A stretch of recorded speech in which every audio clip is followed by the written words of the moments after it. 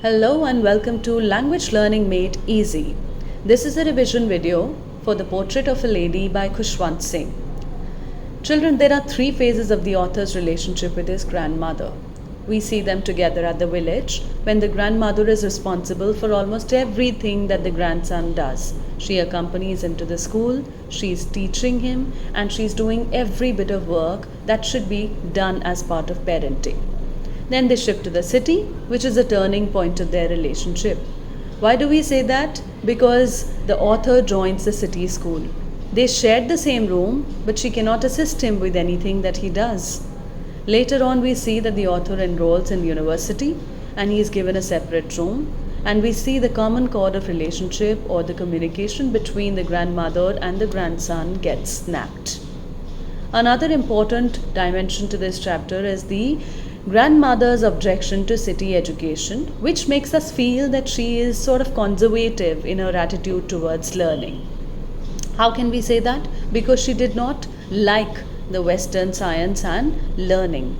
We see that she becomes upset when she does not see any religious teaching happening in the school.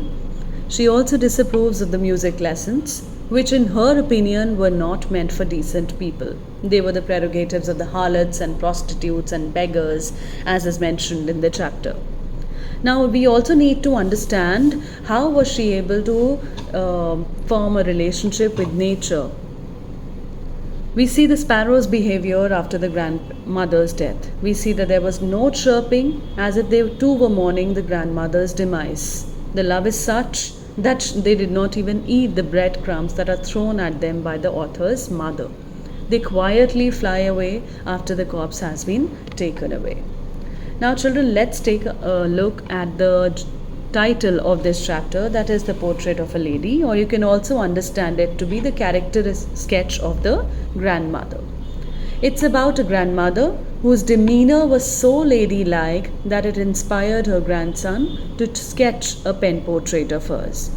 Now understand that when her appearance is talked about, how does it turn out? She's old, she's short, fat, slightly bent, wrinkled, and she's always dressed in spotless white.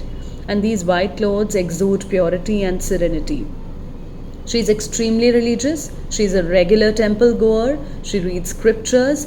Her lips are always moving in prayer, and she's always telling the beads of the rosary, and she keeps praying even till the last moment of her life. Now, what is her attitude to learning? We have seen that she is conservative. She used to deem that religious learning is absolutely necessary. She is averse to westernized English medium education and abstract concepts of science and teaching of music in school.